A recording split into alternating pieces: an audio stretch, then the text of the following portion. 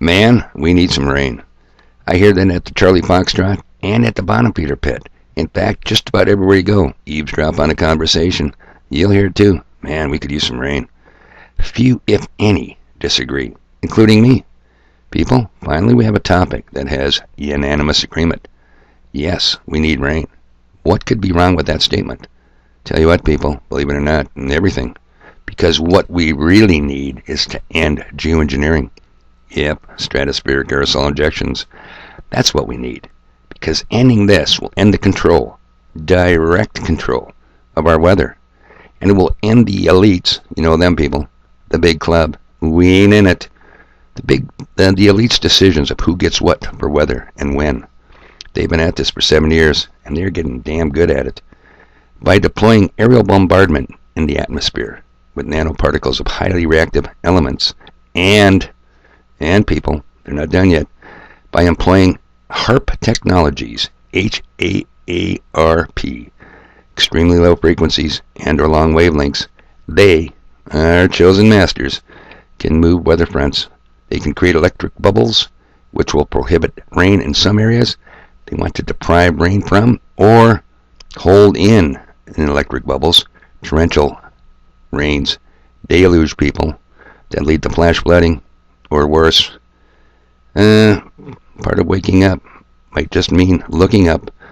You want to know what HAARP is? You don't know what HAARP is? Rightly so was a book written called Angels Don't Play This HAARP. HAARP is an acronym for High Frequency Active Auroral Research Program.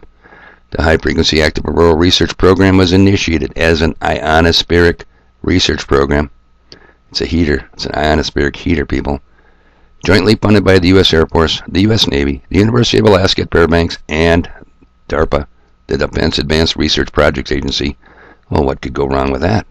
I mean, these are all good groups. No doubt about it. So, how come we don't know about HAARP? It's old news, people. And it's not just the one up in Alaska. Nope, I think there's 110 of them little ionospheric heater devils all around the plane. Yeah. Okay, people, it is Tuesday the 6th of April, 2021. You know I got stuff to do. And therein lies the huge problem, struggling to get out. I'm doing my part. In the most simple terms, in the politest manner possible. Whether I'm out smoking or just out walking around, hanging out.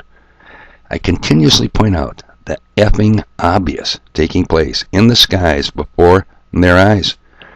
The usual response, if any, the all too often unfortunate response, silence, people, crickets chirping, and then a quick glance at their cell phones.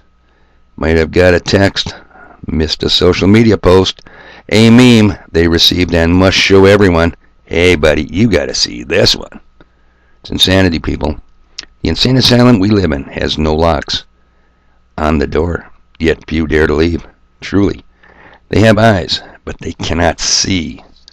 Alright, there's going to be 2 links to this video. I strongly recommend you take a look at them, or don't.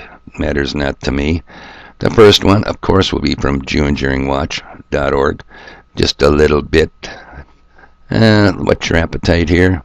Because I ain't too concerned about the obvious. It lays the predicate and the foundation for the development of a weather satellite that will permit man to determine the world's cloud layer and ultimately to control the weather, and he who controls the weather will control the world. Keep in mind that was 1963, not 2017. It's April 3rd in the Planetary Asylum. Is anything getting any better? Anywhere? How's the horizon looking for any that don't have their eyes wide shut? Is it dark or is it pitch black? Question, what's more alarming? A clinically insane power structure or populations that refuse to open their eyes to what is unfolding from countless directions at blinding speed? How many are, even now, completely asleep at the wheel? The moment the critical mass of the population is forced to realize that the party is over, panic will ensue, along with the law of the jungle when there's not enough to go around, and there already isn't. The worse than Mad Max reality is next.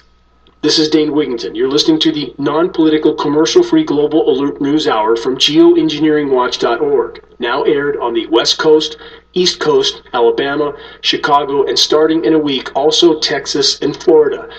If you want to know how bad things really are, stay tuned for the headline reports that few are willing to face, though very soon there will be no hiding from the Mad Max reality that is almost upon us. And about the question of whether or not we can make a difference at this late hour, think long and hard about this. In the words of the Hopi elders, quote, "We are the ones we have been waiting for." Mainstream media of every political flavor is designed to distract populations from anything, from everything that matters most. Remember that. If you're feeding from the mainstream media trough of deception, time to take a long, hard look at the horizon that the controllers are doing their absolute best to distract you from.